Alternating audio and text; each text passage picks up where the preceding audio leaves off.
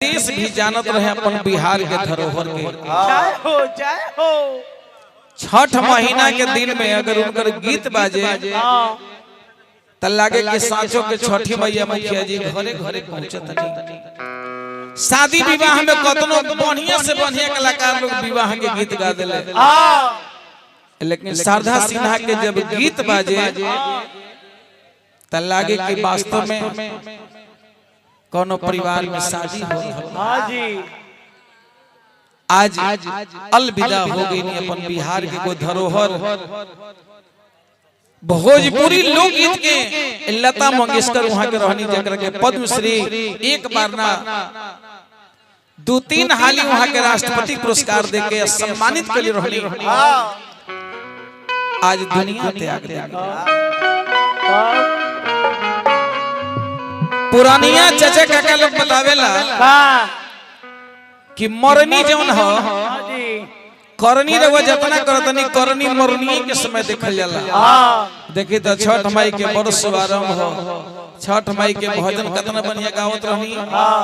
आज छठी माई के ने व्रत स्टार्ट बा आ शारदा सिन्हा छठी माई के गोद में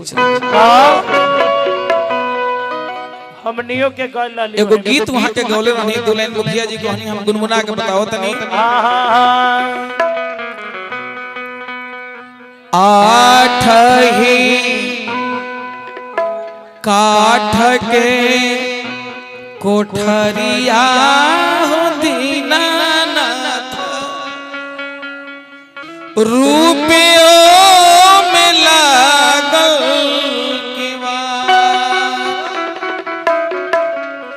आठ ही काठ की कोठरिया हो दीनानाथ, रुपयों में लागल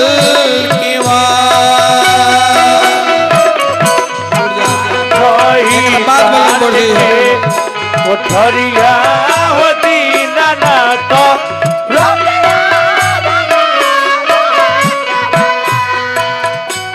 अपने हृदय से 2 मिनट के लिए श्रद्धा सुमन समर्पित करके उनके लिए छठी माई से मनाइए कि उनकी आत्मा के शांति मिले। बिहार के वो धरोहर चल गई गावे लगी, ढेर लोग गावेला, लेकिन जाना तनी ब्यासों में मुखिया जी घड़ी खूब नाच के गड़िया के अपन कुल खानदान के तार के लोग नाम रोशन करेला। लेकिन भरत शर्मा जी बैठ गए गीत गा के राष्ट्रपति पुरस्कार ले ले। सुंदर सुंदर लोकगीत गा के हमर शारदा सिन्हा जी पद्मश्री की उपाधि लेके राष्ट्रपति पुरस्कार ले ले। बढ़िया से आचारा उघारी जब देखले हो दीनानाथ, कौना संकट पड़ल तुहार। उघारी जब देखले हो दीनानाथ, कौन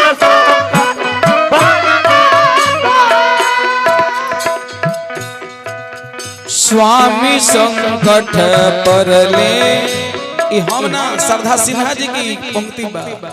स्वामी संकट परले मोरा हो दीनानाथ, एही से केवरिया धइल ठार। स्वामी संकट परले मोरा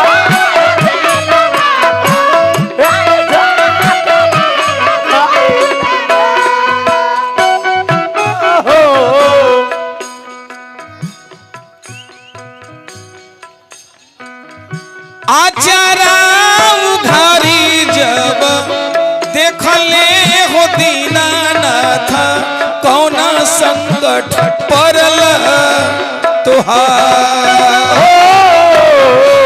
आचारा उघारी जब चंदन बाबू हो दीनानाथ, कौन संकट पड़ल तुहार। तब बाझिन कहनी है पुत्र संकट परले मोरा हो दीनानाथ, एही से केवरिया धइल ठार। पुत्र संकट हरलो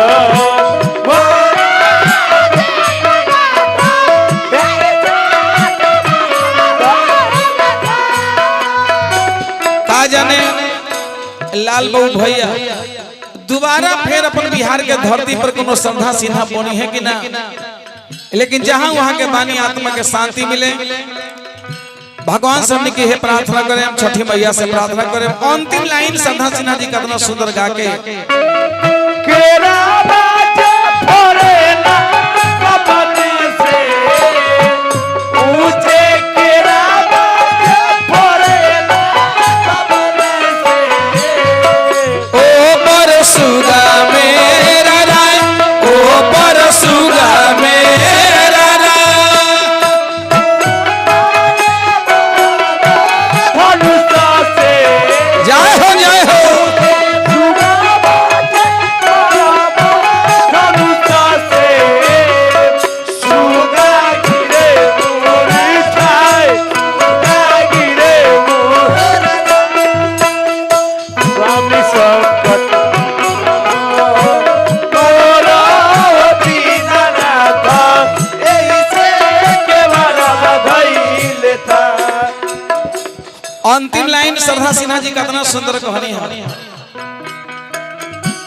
बाझीन के पुत्र जब दिहले हो दीनानाथ, हंसत खेलत घर जा। बाजी के पुत्र जब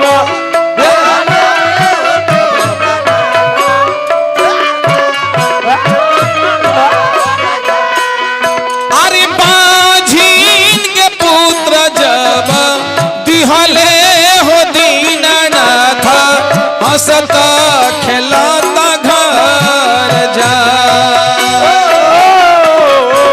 बाजी के पुत्र जब दिहले हो दीनानाथ हंसत आठ ही काठ के कोठरिया हो दीनानाथ, रुपयों में लागल कीवान। कही को धैया दीना दुनिया में लागल अरे आठ ही काठ के कोठरिया हो दीनानाथ, रुपयों में लागल कीवान। कही के